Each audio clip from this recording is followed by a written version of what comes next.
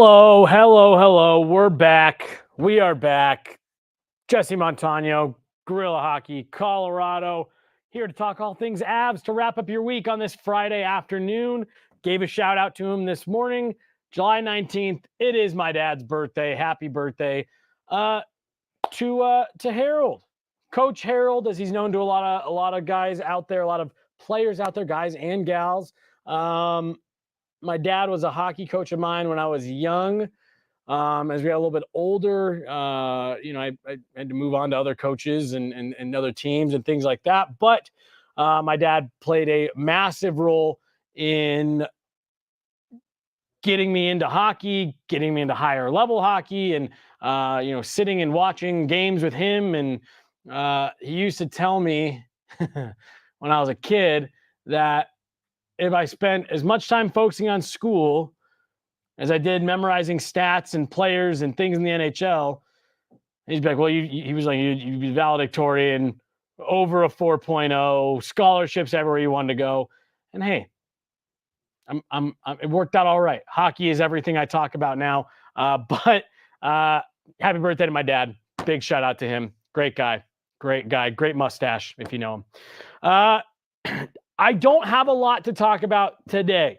It's July 19th. We're in the thick of the off season. So in the chat on Twitter, get some questions in. That's how we'll round out the show.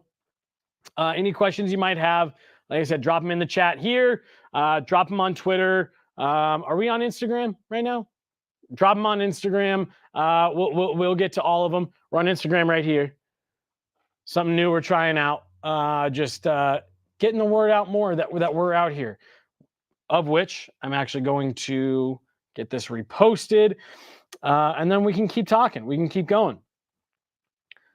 Not a lot going on with the Avs in terms of news that is happening right now, but I was able to reach out to some sources yesterday, fire off a couple text messages. And look, I had been hearing a little bit of chatter, a little bit of buzz around with Mikko Rantanen. So like I said on Twitter yesterday, we had some construction going in here. So I had the day working from home for most of the day. Did have to come in near the end, but working from home for most of the day. So I just took the fact that, hey, I was away from the craziness, away from, coworkers and the madness of the studio. And I said, let me just see what people have going on this summer. What people are seeing and hearing. I put out some feelers on what I'd been hearing on the Mikko Rantanen contract situation. And basically what I heard back was a little bit of, I don't want to necessarily use the word confirmation, but a lot of people, the couple of folks that I reached out to, are hearing the same things that I'm hearing. And I can report it sounds like Mikko Rantanen is closing in on a long-term, multi-year extension with the Colorado Avalanche. No exact details yet, but I'm told this is looking longer term, looking in the 7 to 8 year range, keeping Mikko Rantanen here, through the rest of his prime. I tried to fish around for maybe what some dollars and cents were looking like on this, and I couldn't quite get that out of anybody. But like I said, I can report Mikko Rantanen, Colorado Avalanche are closing in on a multi-year extension that will keep him here in Denver, potentially long-term 7 or a max-term 8-year deal. The priority is to get this done sooner rather than later. I think we're kind of on watch for when this deal is going to get done, but I do feel fairly confident in saying that it's inching towards the goal line, and it sounds like both sides want to get this done before training camp, before the season gets going here in early September. So we've still got a few weeks, obviously, between now and then, but it does sound like that is the goal. And right now, both sides are moving towards getting that deal done. I want to spend, like I said, I really don't have a whole lot to wrap up this week for you guys on Avalanche news. So I want to take some time to talk about Mikko Rantanen here, because when I put that report out yesterday, I got a lot of mixed, I shouldn't say a lot of mixed replies. I got some mixed replies. I got a lot of folks who were saying, thank goodness this is getting done. A lot of Avs fans relieved to hear that this deal is inching towards the finish line. But there was also a lot of criticism of the fact that the Avs were likely, it sounds like, going to give him, it's probably going to be north of $10 million per year, and it sounds like it's going to be a pretty long commitment. And there were some people who didn't love that for a couple of reasons. One, I saw a lot of people citing what's happening in Toronto, so we'll address that, how this is a very different situation here in Colorado. And then a lot of people referencing Mikko Rantanen's playoff performance, in particular, his most recent playoff performance, and maybe even going back to Seattle last year. I want to address that stuff as well. I am hard in the camp of, when you have a player of Mikko Rantanen's caliber, you live with the lumps. You live with the fact that he's going to have some games and some moments where he looks, the game isn't clean. He makes mistakes. He bobbles pucks. There's some turnover, maybe not necessarily turnovers, but just some plays that he's not strong on the stick. And you can make the argument that he doesn't look engaged. Now, I fully disagree with that. The being engaged part, I see it up close. I see the work that he puts in games, in practices, off ice workouts. I've gotten to know Mikko a little bit over these last few years. I have never once questioned the effort with Mikko Rantanen. Not once. Not once. I think the effort is always there. I do think it is fair to say that Mikko Rantanen can go through stretches of sloppy play. I think that's a completely fair assessment. I think you could even look at this most recent playoff performance and make the argument that the maybe intensity wasn't quite where it needed to be. Sure. I'll accept those arguments more so than he's not engaged. Mikko Rantanen is such a special player. He's one of the few players, and I mean few, 2 to 4 players where you can watch him on any given night and you can end the game and say, Mikko Rantanen was terrible tonight. I can think of 5 plays where he was terrible. Hand me the box score. What did he end up at? 2 goals, 2 assists. All right, well, he was fine tonight, I guess. He's that special. He's that talented. Where even on the nights where he looks a little disconnected, it looks like the puck's fighting him. There's a lot of criticism about Mikko Rantanen's ability to stay on his feet. He's a big, lanky body. Mikko Rantanen did an interview a couple seasons ago. I believe it was when we were in Finland. So what would that have been? Last season? 2 seasons ago? 2 seasons ago now, at this point, with the official calendar having closed. 2 seasons ago, Mikko Rantanen did an interview in Finland where he said he grew 11.5 inches in his draft year. Almost a foot in his age 18 season. And he said, I had to learn to play with a new body after he was drafted as a pro. And I still think you see some of that. I think he spent his entire life, under 6 foot. And then suddenly, right when he became an adult, he grew up well over 6 feet tall. I think you still see some of that. I think he can look a little bit shaky on his skates sometimes. But make no mistake, this is a dominant elite winger. This guy right here is a dominant elite winger in the NHL. An easy top 10, and in my opinion, top 5 winger in the NHL. He's one of the most pure shooters in the league. His release is short. He doesn't have this long sweeping follow through. He can get pucks off in tight spaces at sharp angles quickly. Comment that just comes in right here. When a dude is a 100+ point player, basically set and forget, I'll add, you deal with some of the tough stuff. You just do. Couldn't agree more. Another one right here. You don't find Mikko Rantanen's on the street. He's an absolute talent. 22, 23. He had a Hart Trophy caliber year. I completely agree with this. I had him 5th. I had Mikko Rantanen in my top 5 for Hart Trophy 2 seasons ago. I didn't think he got anywhere near enough credit for what he did that season. 55 points. and drove the bus for the Colorado Avalanche for more than half the season. 50-plus games, Mikko Rantanen was in the driver's seat for a team that won the Central Division. 55-plus goals. I thought he should have gotten way more Hart Trophy love than he did, but I completely agree with that. He had a Hart Trophy caliber year. I'm not necessarily saying he should have won, but he played like an MVP. I want to address the playoff performance. A lot of criticism by people that I know that I consider to be smart hockey folks. A lot of criticism about his performance. This is what ties back to the comment that we just read. You deal with the lumps, the tough parts of his game. In a playoff where you would find a lot of Avs fans that would say Mikko Rantanen was terrible. I even have seen in my replies the last 24 hours, seen some folks saying, didn't you see the playoffs? He's not worth any more than $7 million.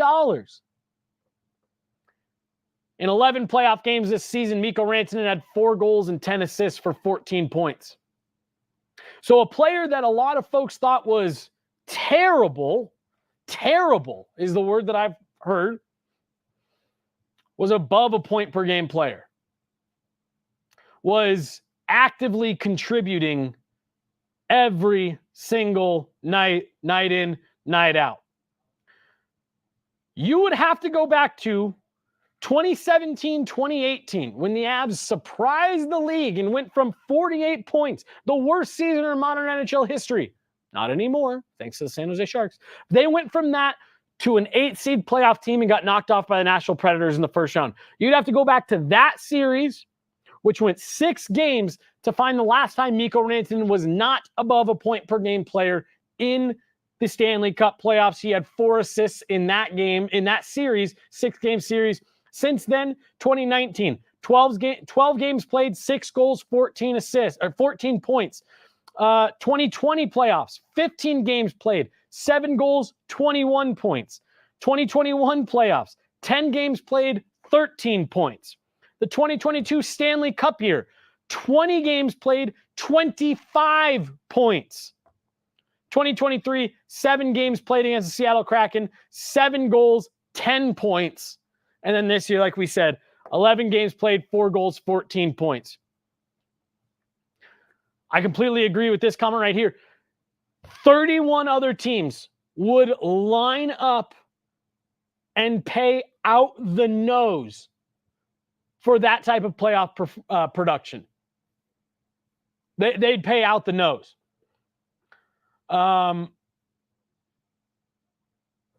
There's someone speculating that he maybe even had a lower body injury during this year's playoffs. That affected his mobility, things like that. I agree with that. A big extension is warranted. Again, this is the type of player that if this deal comes in at 7 or 8 plus years, like I'm hearing, these are the types of players that you lock up for as long as you can. The Avs got Mikko Rantanen at 10, and I'll bet you if he did a redraft of that year, even though it is a pretty stacked draft, he's top 5, no doubt about it, maybe even top 3. He's already been named to Finland's team for the Four Nations tournament. This is a player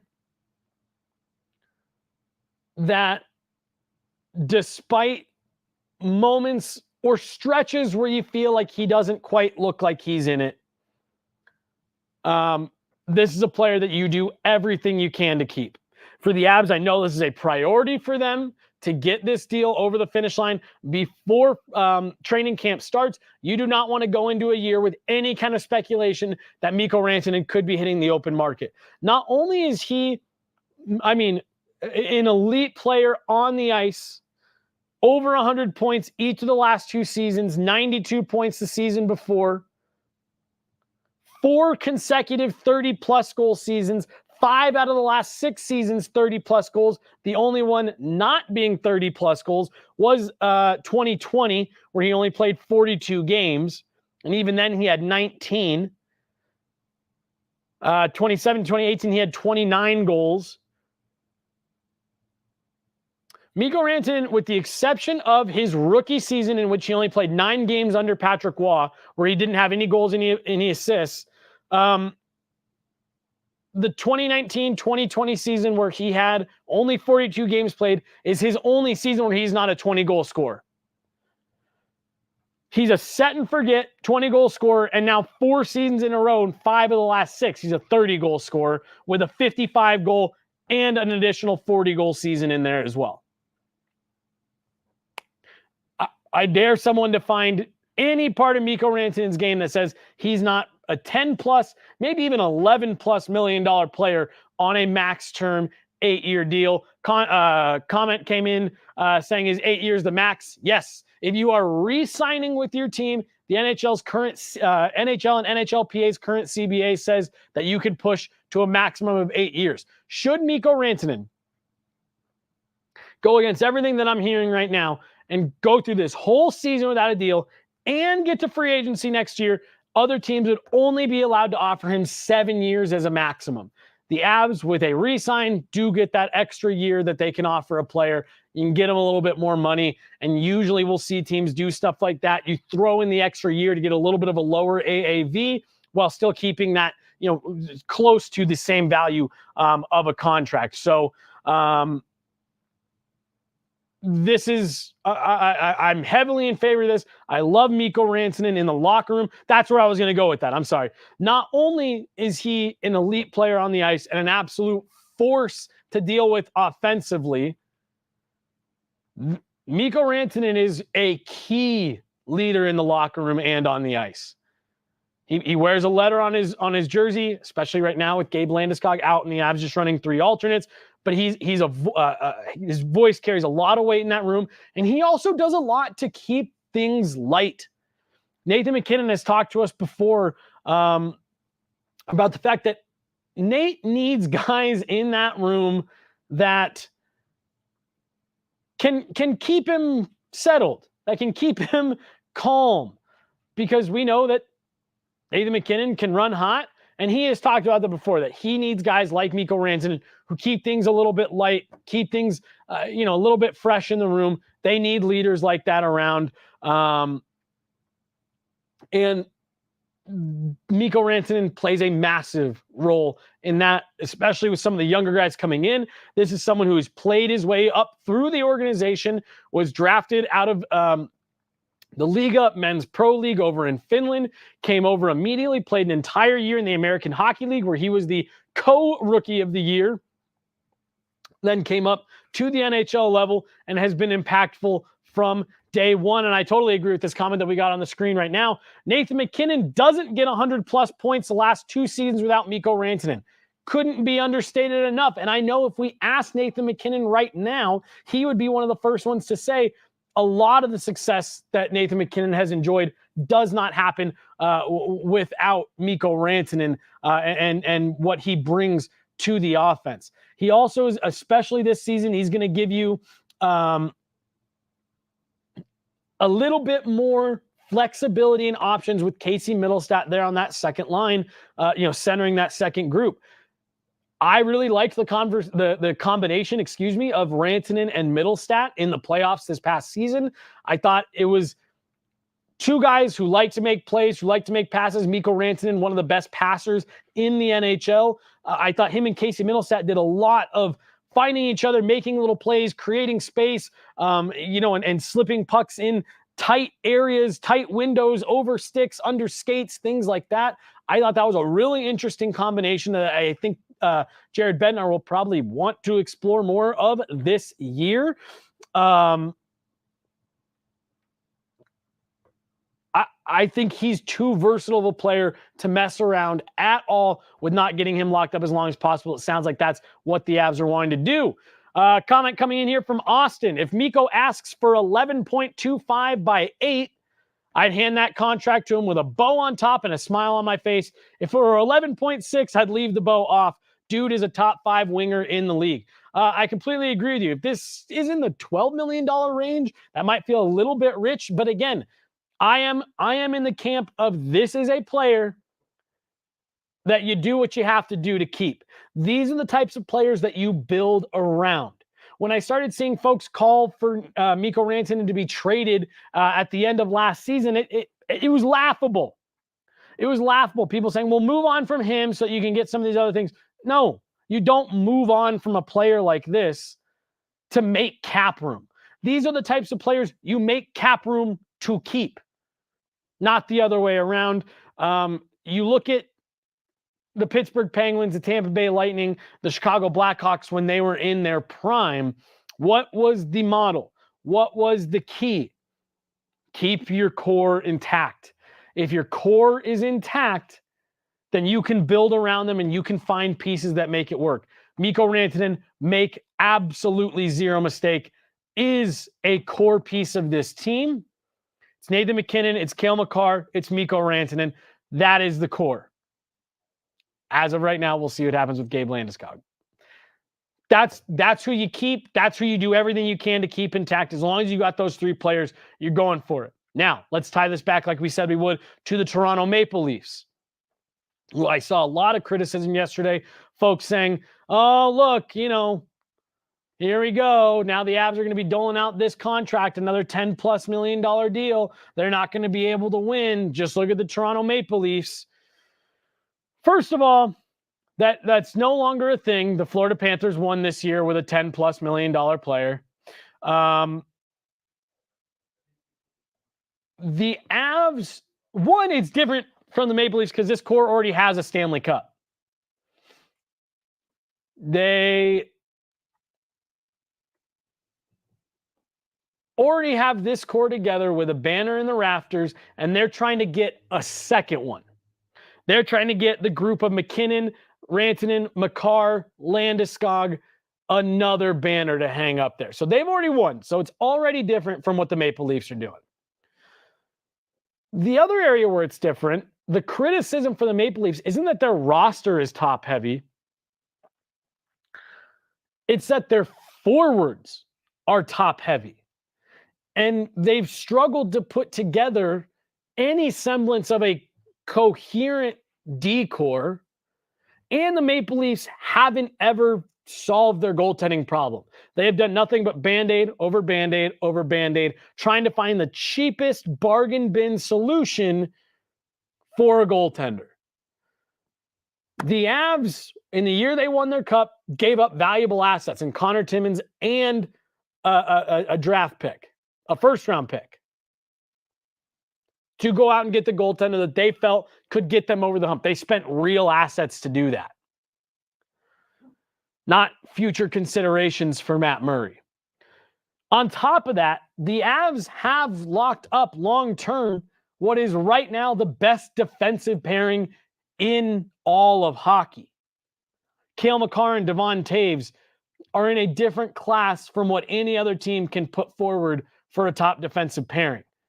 The Toronto Maple Leafs aren't even, they don't have any combination of defensemen that can match up with a Cale Makar and a Devon Taves.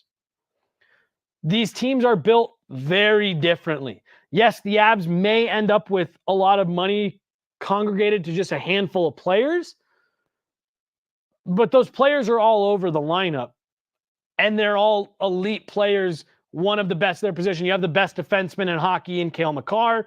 You have one of the most reliable, solid defensive partners for him in Devon Taves. You have Nathan MacKinnon, who, according to the NHL players, was the best player in all of hockey this last year. And then, we're talking about Mikko Rantanen here, who's a top 5 winger in the league. It's just coming in here. The other thing that people do need to keep in mind from Anthony, people also need to realize the cap is jumping up significantly these next few seasons, almost impossible to sign a bad contract. I'll disagree with that last part a little bit. I definitely think you can sign a few bad contracts. I think we saw that in free agency, but in general, Anthony's spot on. You're getting about a $4 million bump this year. It's expected to be about the same or maybe a little bit higher next year. And then again, the following year in that same trajectory. They're expecting the NHL salary cap to get up over $100 million in the next half decade or so. So a $12 million deal right now, while it's going to eat up a lot over the next couple seasons, which keep in mind, any deal that we see signed by Mikko Rantanen here in the next, but before training camp, That's not for this season. That kicks in 1 year from now on July 1st. So you're going to have some time. You're going to have more clarity on Gabe Landeskog. You're going to have more clarity on Val Nichushkin by the time that money starts kicking in. But the Avs are just saying, we're not going to risk this. We're going to get this deal done as quickly as possible. We haven't seen it officially done yet, but my sources are telling me this deal is nearing the finish line. We'll see how quickly they can get that one pushed over. Okay. I think that's everything that I've got to say about Mikko Rantanen. So start getting your questions in the chat here. I've got a few that I'm going to go to from Twitter that tie in to Mikko Rantanen. Question here from @MattyBoy182. Always see your stuff in here, Matt. Really appreciate it. How soon on the Mikko deal? Are we talking days, weeks? I would say somewhere in the middle of that. Maybe a week plus. I'm expecting it here in the next couple of weeks. We're about 6 weeks, 7 weeks from the start of training camp. I don't think it's going to get that close. I think we're going to have some clarity on it much sooner than that. But yes, I would say anywhere from early to mid next week to, the next couple of weeks after that, I think it's going to get done well in advance of training camp. From Colorado Avs Champ on Twitter, let's say by January, the Avs have both Landeskog and Nichushkin back. In your opinion, what does this Avs team need to secure another Stanley Cup this season? If you're getting both players back, and let's say Gabe Landeskog is 85% who he was, right? So let's say 85%. And I'm just going to assume that if Val Nichushkin is coming back, he's going to be pretty damn close to what he was. You need to clear cap space. If you're adding those two players, this is the best roster in the NHL. No doubt about it. No doubt about it. We did a show last week where we ran through some different roster scenarios, some different lineup options. And I got to the point where I said, if you're adding both of those players back in, I mean, you're talking about Cal Ritchie having Gabe Landeskog on his third line wing. And you're probably talking about your third line being something like Ross Colton, Cal Ritchie, Gabe Landeskog. And your fourth line features Miles Wood and Logan O'Connor. If they're getting both those players back, all you got to do is sorry, I was reading another question. If you're bringing those players back, all you need to do to make this the best roster in the league is clear cap space. That's how good those two players would make this roster. So that's the one thing that I keep coming back to with folks about, this roster is not very deep. What do? You have to account for the fact that Gabe Landeskog and Val Nichushkin could be back. You have to account for that because that is a real possibility. That's the other thing I was speaking with folks about yesterday. I didn't get any updates on either of those, but the Avs are operating as if both players will be available to them at some point this season. You're not going to find any team in the NHL making bigger additions than that. If the Avs get both players back, to me, this becomes the odds-on favorite to win the Stanley Cup. From Marie in Denver, please, for the love of God, why all the goalies? Please, can you explain? Absolutely, Marie. The Avs graduated Justus Annunen to the NHL this year from the development track to he is going to be a full-time NHL goaltender in the backup role this year. I do think he's going to get some starts. I think he's going to get a chance to prove what he is at the NHL level. But he will be in the NHL this year. So what does that mean? That means that the Avs goaltending pipeline has officially run dry, with all due respect to Trent Miner, who has been bouncing around the ECHL and backing up in spot duty in the American League for the last couple of years. The Avs had run out of high-end goaltending prospects that they felt had professional hockey upside. The Avs wanted to. Goaltenders are weird. You guys hear us talk about it all the time. Goaltenders and their development track is different, I think, maybe than any other position in pro sports. That position is equal parts mental toughness and physical ability. You need to be able to, one, have the physical ability to keep up with the game at the professional rank speeds, but you also need to be mentally tough enough to be able to bounce back, shake things off, shake off moments. We see some of these, highlights and stuff like that. Imagine having, being the goaltender where you let in a bad goal in a building that's rocking and the fans are into it and they're all chanting your name. You got to be physically sharp enough to get through that. So why am I saying all this? You need a lot of prospects in your pipeline at the goaltender position. You need a lot of guys. You need as many, what do we say all the time? Lottery tickets.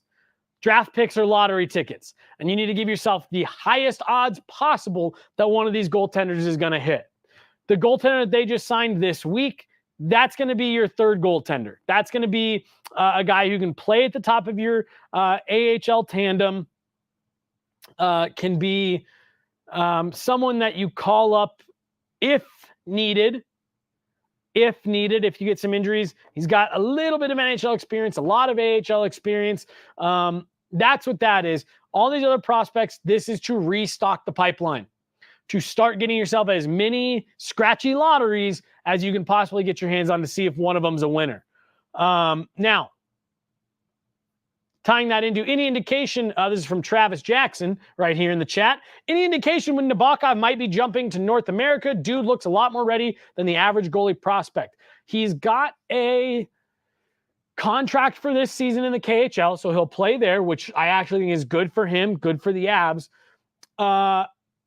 Evan Rowell, Colorado Hockey Now, we have him on here a lot, does outstanding work.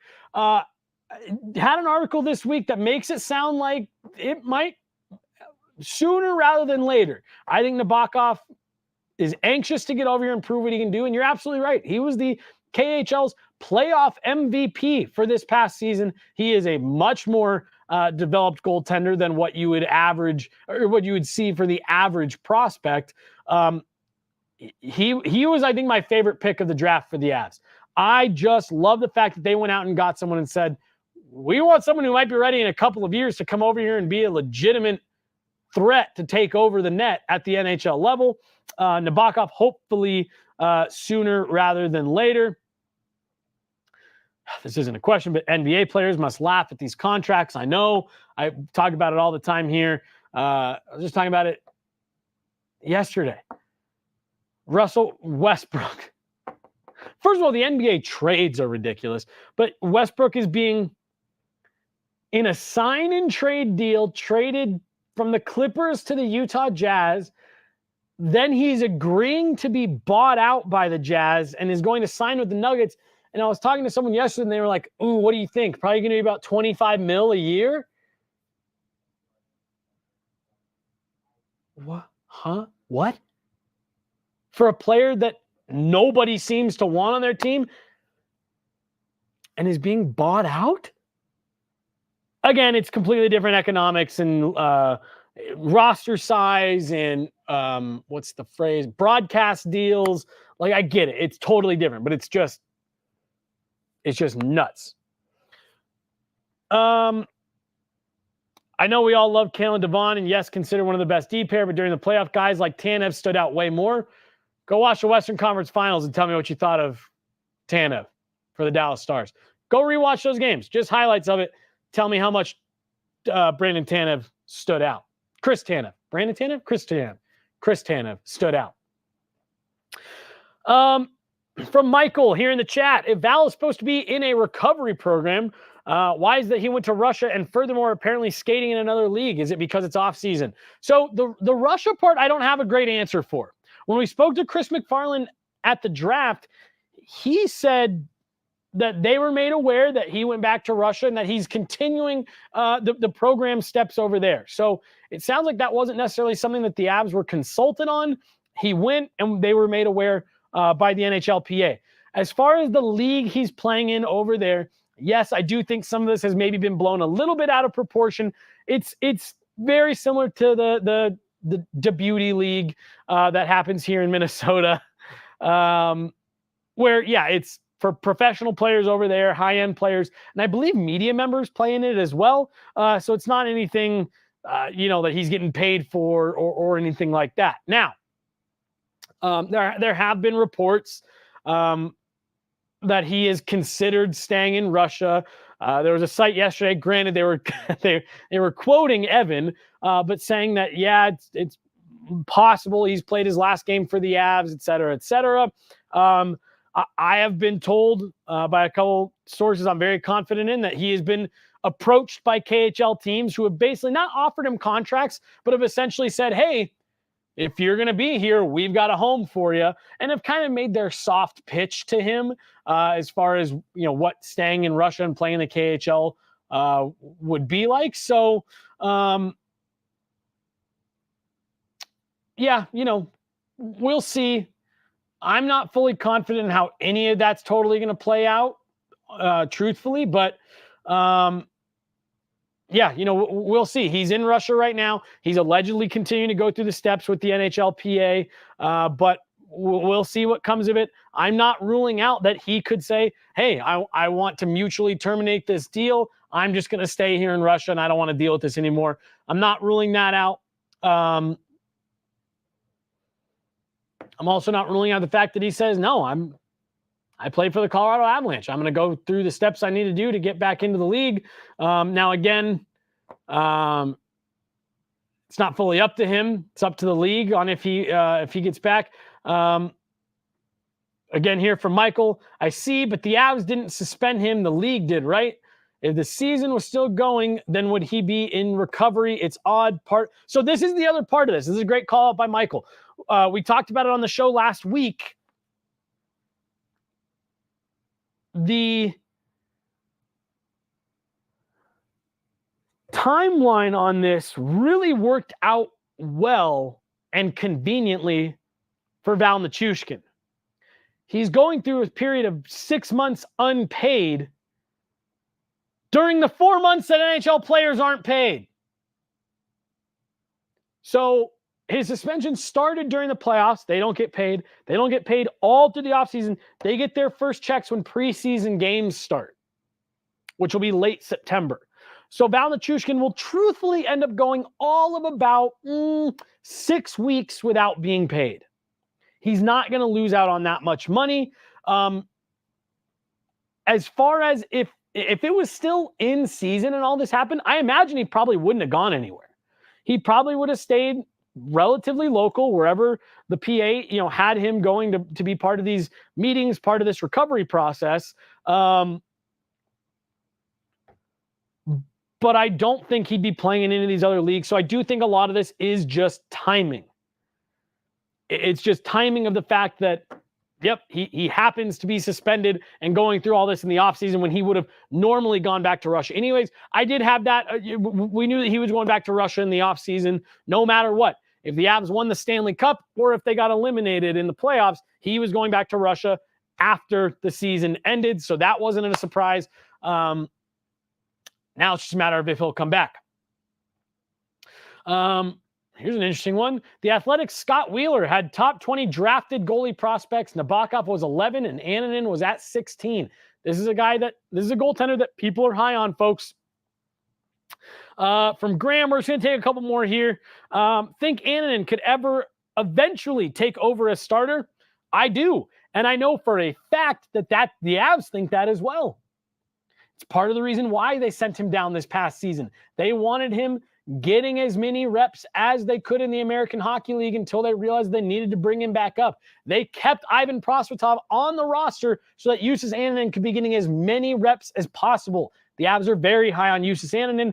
It's going to be a matter of can he take the jump from spot duty in the NHL, a handful of good starts last year. Can he do that to then be, can you do that for 25 to 30 games?